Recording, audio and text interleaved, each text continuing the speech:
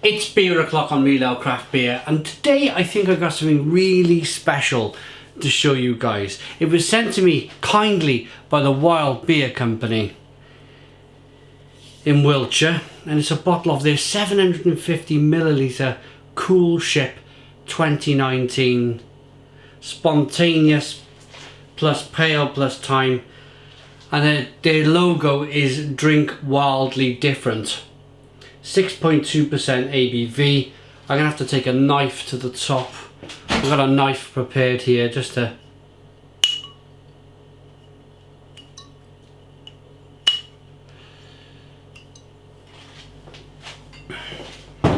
let's put it down and do it properly. Get the old thumb in there. There we go. Right.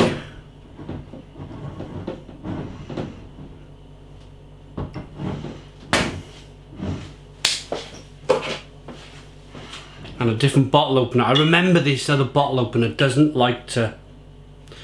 I have to cut this right off.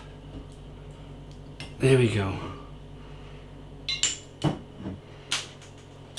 Look at that.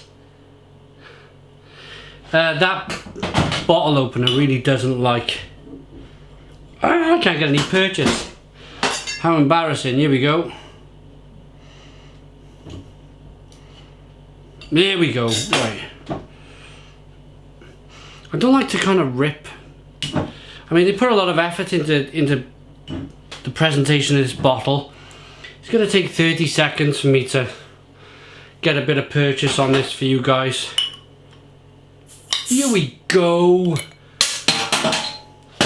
That was worth the wait, wasn't it? Just to see the lovely presentation on the bottle. Right. Here we go. Oh. Look at the, can you see? Maybe not. My eyes are much better than my camera. I can see loads of sediment and wonderful stuff floating around in that bottle. Can you see that? If you can't, you'll see it now. 6.2% ABV. This looks absolutely delicious. I'm a massive fan of Wild Beer Company. They made that beer with the bread yeast. That was bonkers. The baker's yeast. That was one of my favourite beers of like 2016, that beer. That looks incredible. Coolship 2019. What is a Coolship? I imagine they got one. It's like a very shallow swimming pool. What they do, they pour the wort, got it in the end, they pour the wort onto this Coolship, wild yeast all around the room, massive surface area for the yeast to kind of do its job on the wort, turn it into beer. I hope that's how they do it anyway, but yeah, even from here, this hazy, wonderful looking kind of juice drink. I can smell the sourness from here, the funkiness, should I say, about the beer. That smells unbelievable. I've been to Cantillon, I've been to all of these wonderful breweries in Belgium where they produce some of the best lambics in the world, and I tell you, if you put a blindfold on me, walked me to this beer, handed it to me and said, is this beer from Belgium? I would say without a shadow of a doubt, yes. Yes, it smells exactly like a Belgium kind of spontaneous lambic style beer. Should we dive in? Cheers.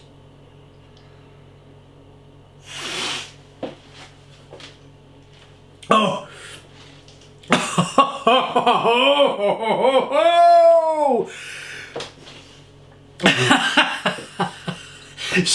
Stone the crows! Stone the crows! Oh my goodness me! Oh, I wish I opened this bottle with a friend. Oh my goodness me! Oh, I wish I opened it with my brother-in-law last weekend. I wish I roped him into doing a beer review. This beer is absolutely crazy.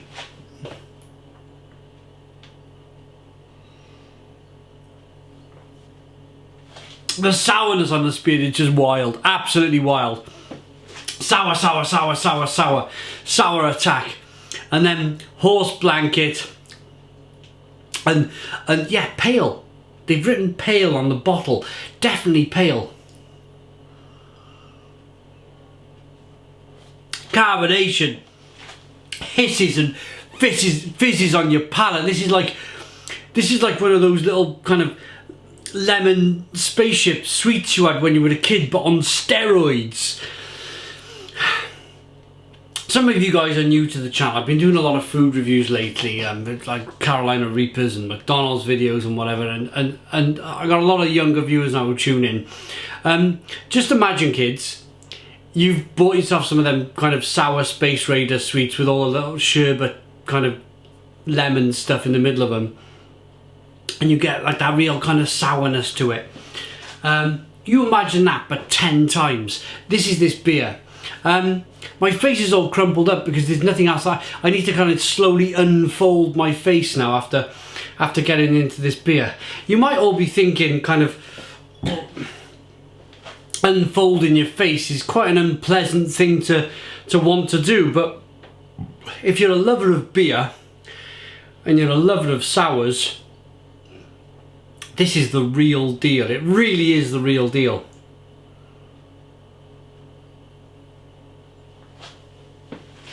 Oh, and I tell you what, another thing, sour beers, this is that sour, that kind of like this apple pear flavours coming through, lemon, spiciness, pepperiness. The drinkability is incredible. Carbonation pushes the beer around the inside of the mouth. All them wonderful things. What normally happens with the sour beer is that your palate adjusts to it. It's never like the extreme. When you have one taste, it's extreme, the next taste is not so extreme, and it kind of like builds down. And then you get used to it. But this beer is that kind of full-on sourness that my palate is struggling to adjust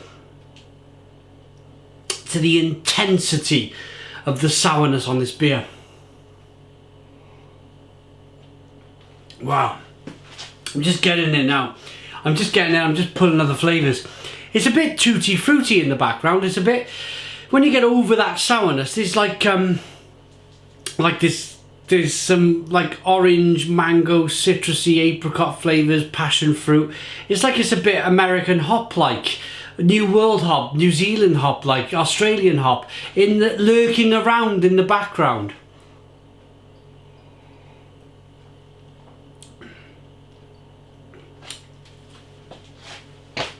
That's incredible. That is, I'm going to stand here and say it. It's August 2019. I've been drinking beer for 2019. I've been drinking 8 months of the year. I've been drinking beers, and I'm going to come out and say so far this year, this is the best beer, probably by a long shot. I've drunk some wonderful beer 2019. I've drunk some amazing beer in 2019. But this is kind of like, this is like getting your Rolls Royce out on a Sunday afternoon, once a year type beer. And then quickly you see a little rain cloud over there and you're like, blooming heck, I'm going to get it back to the garage and give it a quick wax over and cover it again before any nasties can get to it. This is just absolutely incredible stuff. Amazing. Right, I haven't had a chance to read the back of the bottle. So it's brewed in January 2017. January 2017. So it's two and a half years old.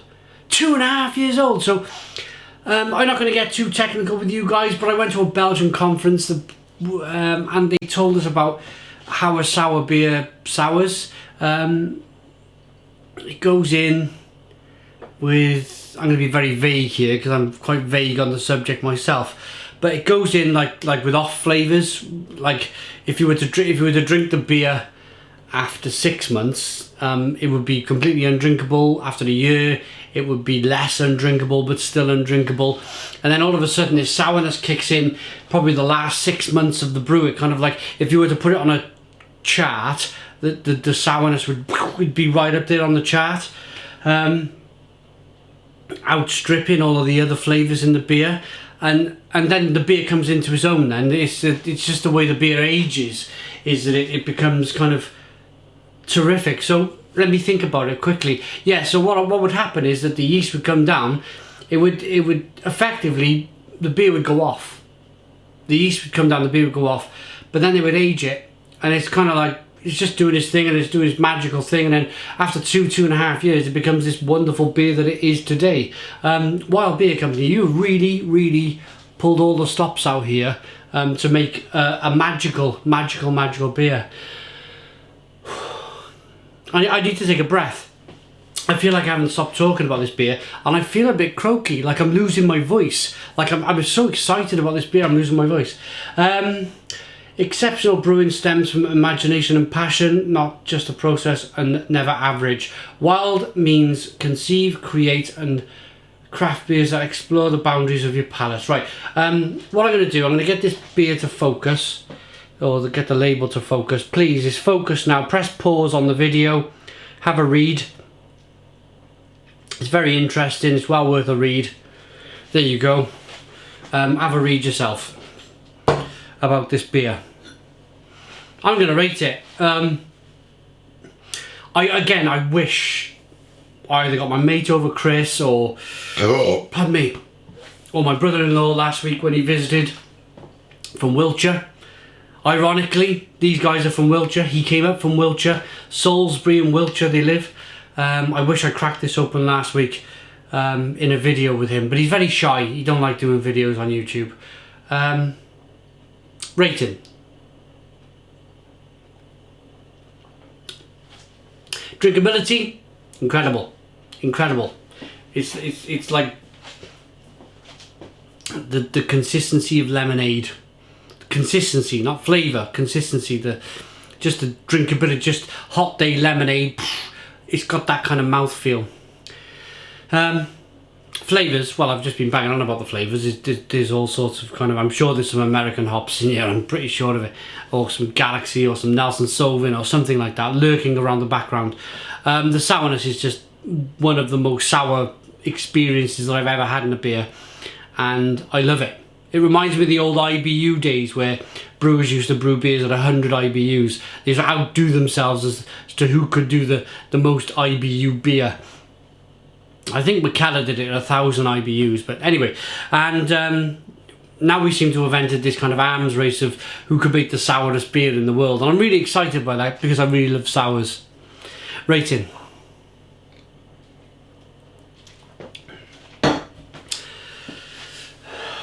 I love that. Absolutely love that beer. If I had more fingers, I would give it more of a rating, but I only have 10 fingers. It's a 10 out of 10. Stone the Crows, 10 out of 10. Thanks for watching. Please put your comments in the comments box, subscribe to our daily beer and food reviews, give us a big fat thumbs up. Boom! Cheers.